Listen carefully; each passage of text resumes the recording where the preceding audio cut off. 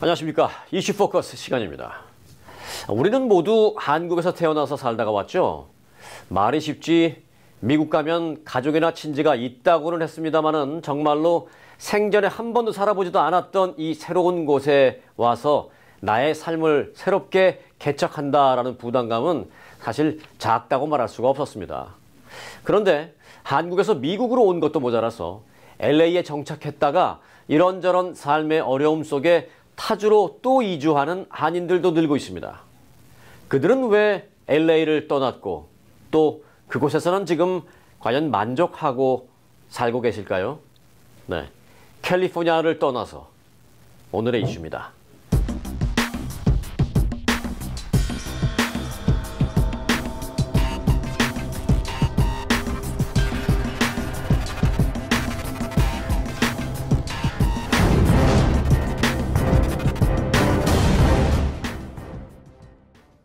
네, 박형영 기자와 함께했습니다. 안녕하세요. 네, 안녕하십니까.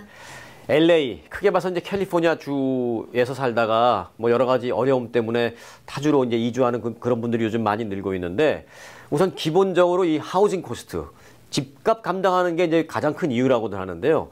보통 이제 자기 수입의 한 30%를 렌트비나 이 하우징 코스트를 쓰는데 요즘 그가 점점 올라간다면서요. 네, 그렇습니다.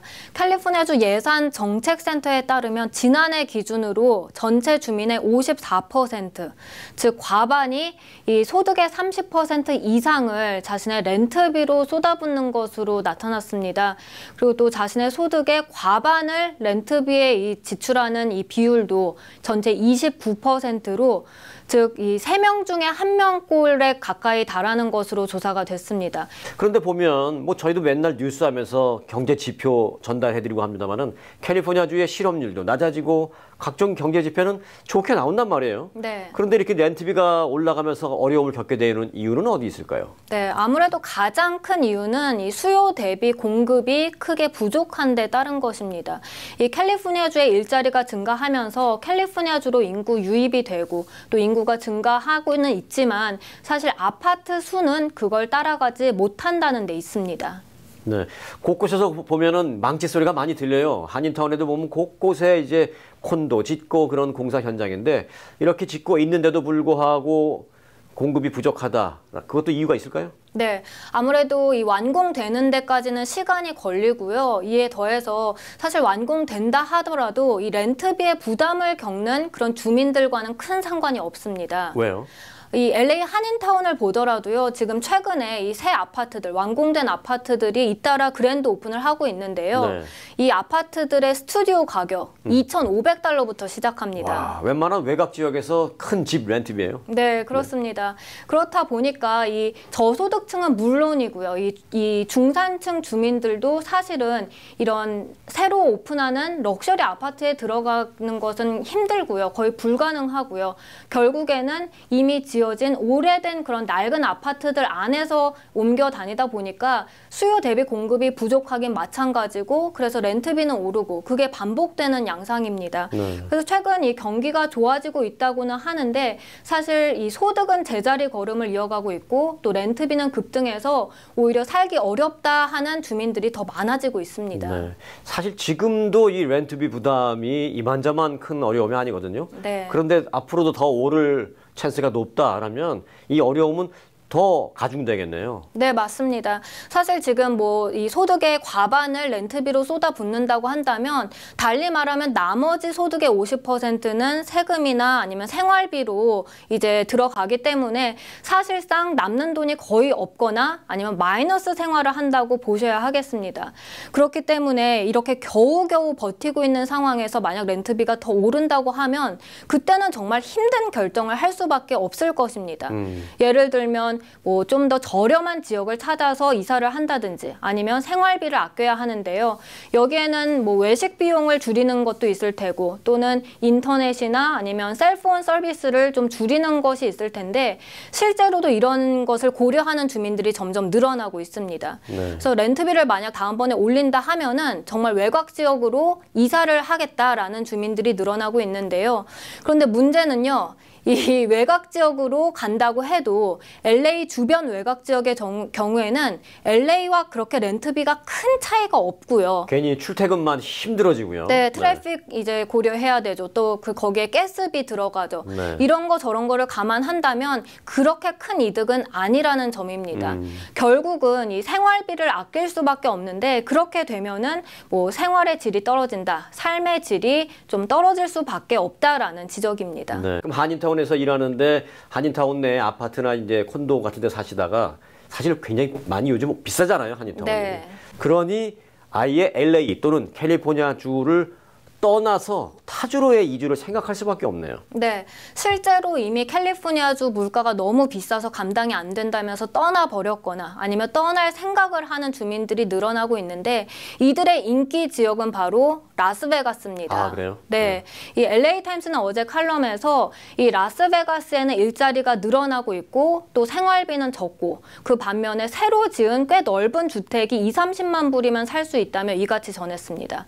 그러면서 LA 타임스는 이 USC 대학원을 졸업한 올해 30살의 신디 헤르난데스 이 사례를 소개했는데요. 이 신디는 폰타나, 남가주 폰타나에서 태어나서 자라고 계속 자라다가 이 USC를 졸업한 뒤에 어쩔 수 없이 라스베가스로 이사를 한 경우입니다. 네. 근데 처음에는 정말 가기 싫었다고 해요. 왜냐면 부모님도 여기 계시죠. 친구들 여기 있죠. 자기가 자라난 곳이 여기이기 때문에 가기 싫었는데 막상 가보니까 좀 다르더라. 네, 이 저렴한 이 렌트비로도 마치 리조트 같은 초럭셔리 아파트에서 생활을 할 수 있고요.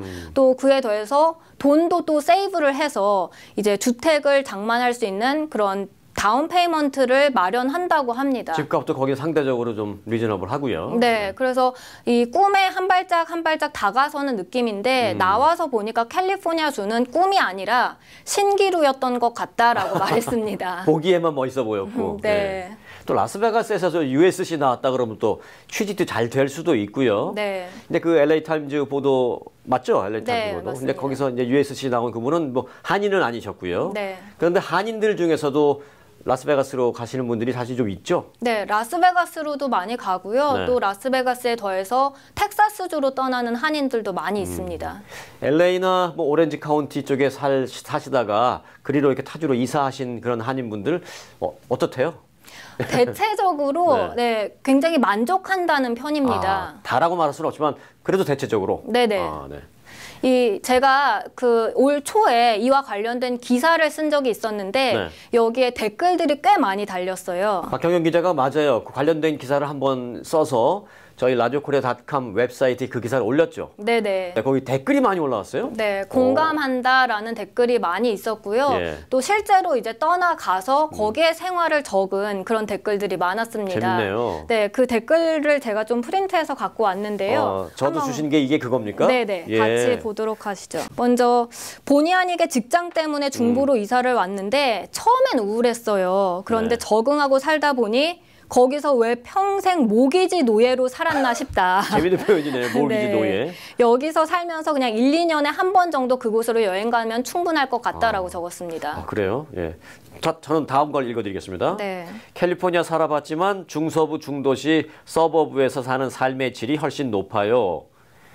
큰 욕심만 내지 않으면 교육이나 집, 주변 인프라, 문화, 자연 환경 등 가족들이 라이프를 즐기기에 아주 만족해요. 정확하게 뭐 아주 구체적으로 표현을 해주셨네, 이분은. 네. 이분은 바로 라스베가스로 가신 분입니다. 네. 오렌지 카운티에서 200만 불은 줘야 하는 집. 여기서 50만 불에 사서 넉넉하게 살아요. 와. 여름 한철 덥고 날씨 좋아요. 공기 좋고 관광도시니 먹을 데 많고 LA는 가끔 가요. 4시간 거리라서 그리 멀게 느껴지지 않습니다라고 적었습니다. 네, 요번은 이제 라스베가스에 좀 관심 갖고 있는 분들 매력 포인트를 짚어주셨고요. 네.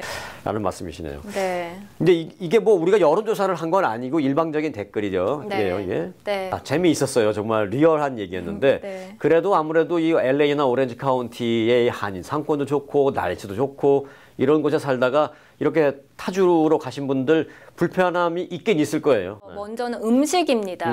네, 한인타운에 살면 아무래도 한국 음식점 없는 데 없지 않습니까? 그러다 보니까 뭐 한국 음식 먹고 싶을 때 마음대로 먹을 수 있는 장점이 있는 반면에 이제 중부나 뭐 그런 쪽으로 갔을 경우에 뭐 먹을 수는 있지만 한국 음식점이 있지만 좀 많이 없고 또 어쩌면 멀리 나가야 되는 그런 경우가 있어서 불편하다고 토로하는 한인들이 있는데요. 그런데 요즘에 또 온라인 쇼핑 사실 많이 뭐 발달해 있기 때문에 한국 음식 재료들 다 이렇게 공수할 인터넷 수 주문해서 네. 주문해서 딜리버리 오면 하면 집에서 다 만들어 먹을 수 있기 때문에 그것도 어느 정도 괜찮다라는 반응이고요. 굳이 이제 시골에 사신다고 2시간씩 한인 마켓 찾아가지 않아도 된다. 네.